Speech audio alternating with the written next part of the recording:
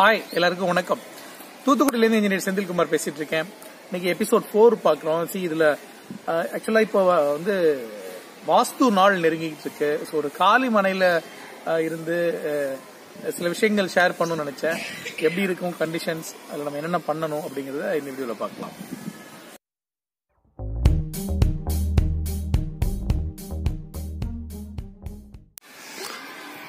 இப்போ நம்ம தூத்துக்குடியில் இருக்கிறோம்.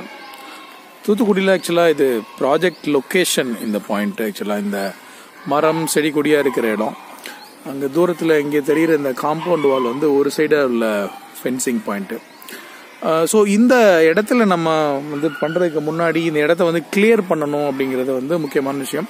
இப்போ வாஸ்து நாளுக்கு ஒரு ஒரு 1 மந்த் முன்னாடி இல்லை ஒரு அட்லீஸ்ட் ஒரு 15 டேஸ்க்கு முன்னாடியாவது இந்த ஏரியாலாம் ஃபுல்லாக க்ளீன் பண்ணிட்டு எந்த லெவல் கிரவுண்ட் எப்படி நமக்கு மட்டமா இருக்கா எப்படி இருக்குங்கிறத என்ஷூர் பண்ணிக்கிறது நல்லது. ஏன்னா இதுல வந்து என்னென்ன மாதிரியான மரங்கள் இருக்கு அப்படின்னா அதுல வேர்லாம் எவ்வளவு ஆழமா போயிருக்குன்றத பார்த்து அதெல்லாம் மொத்தமா நம்ம ரிமூவ் பண்ணாலும் ஒரு நல்ல விஷயம்தான். அது மாதிரி எடுத்துக்கிறது நல்லது. தென் இப்போ இதுக்கு அப்ரோச் ரோடு எப்படி இருக்கு அப்படின்னு பார்க்கணும். ஆக்சுவலா இந்த ப்ராப்பர்ட்டி பொறுத்த வரைக்கும் அங்கே இப்படி தெரியறதுதான் வந்து ஆக்சஸ். இந்த ஆக்சஸும் பார்க்கும்போது நமக்கு மெயின் ரோடு வந்து இதுக்கு அந்த பக்கமா இருக்கு. அங்கேருந்து வந்து இப்படி உள்ள வர மாதிரி இருக்கு. அப்போ இப்படிலாம் இருக்கும்போது இங்க வந்து மெட்டீரியல் வந்தா எப்படி ஸ்டாக் பண்ண போறோம், எந்த இடத்துல வந்து என்ன மெட்டீரியலை எப்படி ஸ்டோர் பண்ண போறோம், எப்படி ஒர்க்மேன் எங்கே இருப்பாங்க, ஒரு சிமெண்ட் வைக்கிறோம்னா அதான ஷெட்டு நம்ம எப்படி எந்த இடத்துல போட போறோம், லேபர் இருந்தால் அவங்க ஸ்டே பண்ணணும் அப்படின்னா அவங்களுக்கான ஷெட்டு எந்த மாதிரி இடத்துல வரணும் அப்படிங்கிறதையும் நம்ம பக்கத்தில் இருந்து பார்த்துக்கலாம்.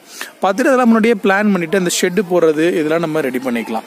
அது மட்டும் இல்லாமல் நம்ம முன்னாடி வீடியோவில் சொல்லியிருக்கோம், இந்த லேண்டை வந்து நம்ம வந்து ஒரு பியூரிஃபை பண்ற ப்ராசஸ் இருக்கு. ஒரு சின்ன பியூரிஃபிகேஷன் சொல்லிட்டு பண்ணலாம்.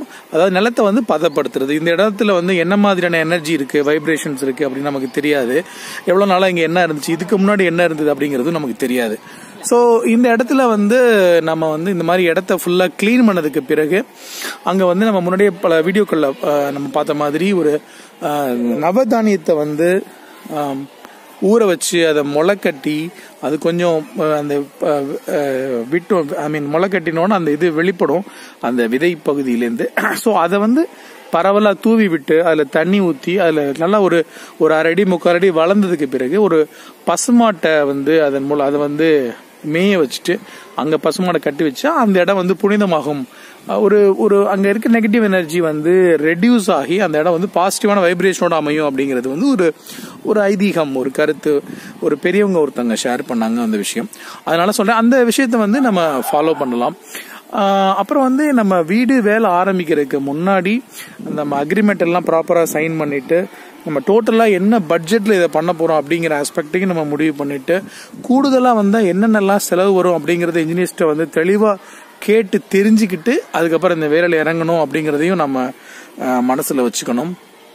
அப்புறம் இது சம்பந்தமா வந்து இபி லைன் வந்து நம்ம முன்னாடி எடுத்து வச்சுக்கிறதும், அப்ரூவல் ப்ராசஸ் முடிஞ்சதுக்கு அப்புறம் இந்த எலக்ட்ரிசிட்டி டெம்பரரி எலக்ட்ரிசிட்டி சப்ளை வந்து நம்ம எடுத்து வச்சுக்கிறது, அதுக்கான என்ன ப்ராசஸ், இது எல்லாமே முடிச்சு வச்சோம்னா நம்ம கிட்ட இந்த ஃபண்டு சோர்ஸ் இது எல்லாத்தையுமே நம்ம ஃப்ரீஸ் பண்ணி வச்சிட்டோம்னா நம்ம வேலை வந்து எந்த ஒரு இடைஞ்சல் இல்லாம அது பாட்டுக்கு ஆக்சுவலா ப்ரொசீட் ஆகும். ஸோ இந்த சைட் ப்ரிப்பரேஷன், டாக்குமெண்ட் ப்ரிப்பரேஷன் இது எல்லாத்தையும் சேர்த்து மொத்தமாக ஒரு மென்டல் ப்ரிப்பரேஷன் மனதளவில் நம்ம தயாராகிறது மூலமா நம்ம வந்து ஒரு சிறப்பான ஒரு கட்டுமானத்தை உருவாக்கி நம்ம நல்லா பண்ண முடியும். Okay, hope this helps you. இந்த விஷயங்கள் தொடர்ந்து நம்ம பேசுவோம். ஓகே.